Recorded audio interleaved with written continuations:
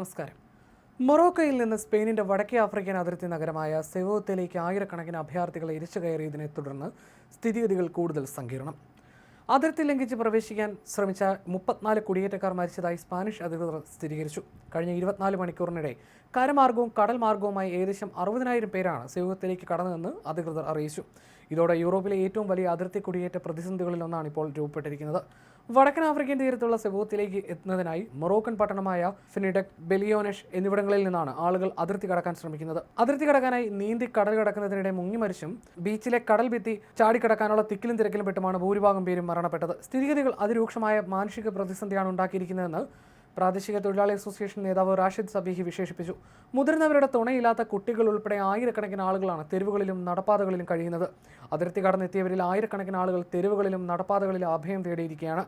മാതാപിതാക്കളുടെ സംരക്ഷണമില്ലാത്ത കുട്ടികൾ ഉൾപ്പെടെ നിരവധി പേരാണ് ഭക്ഷണവും താമസ സൗകര്യമില്ലാതെ കഴിയുന്നതെന്നും അദ്ദേഹം ചൂണ്ടിക്കാട്ടി.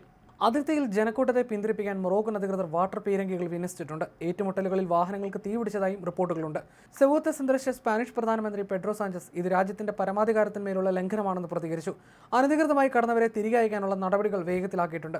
മനുഷ്യക്കടത്ത് നടത്തുന്ന മാഫിയകൾ തെറ്റായ പ്രചാരണം നടത്തിയതാണ് കുടിയേറ്റക്കാരുടെ പെട്ടെന്നുള്ള ഒഴുക്കിന് കാരണമായതെന്ന് പെഡ്രോ സാഞ്ചസ് വ്യക്തമാക്കി. കടൽ മാർഗം എത്തുന്ന കുടിയേറ്റക്കാരെ നടപടിക്രമങ്ങൾ പാലിക്കാതെ തിരിച്ചയക്കുന്നത് തടഞ്ഞുകൊണ്ടുള്ള സ്പാനിഷ് സുപ്രീംകോടതി വിധി മനുഷ്യക്കടത്ത് സംഘങ്ങൾ ദുർവ്യാഖ്യാനം ചെയ്യുകയായിരുന്നുവെന്ന് അദ്ദേഹം പറഞ്ഞു.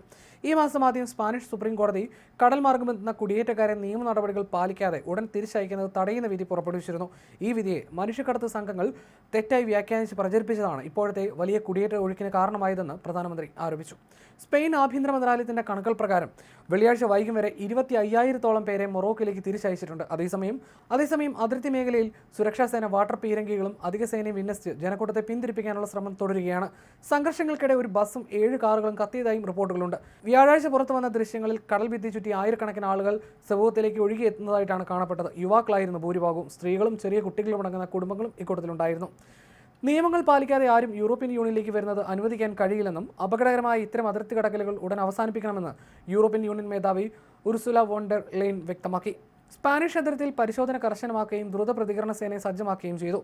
ആവശ്യമാണെങ്കിൽ യൂറോപ്യൻ ബോർഡർ ഏജൻസിയായ ഫ്രോണ്ടെക്സ് വഴി സ്പെയിനെ സഹായിക്കാൻ ഫ്രാൻസ് സന്നദ്ധത അറിയിച്ചു.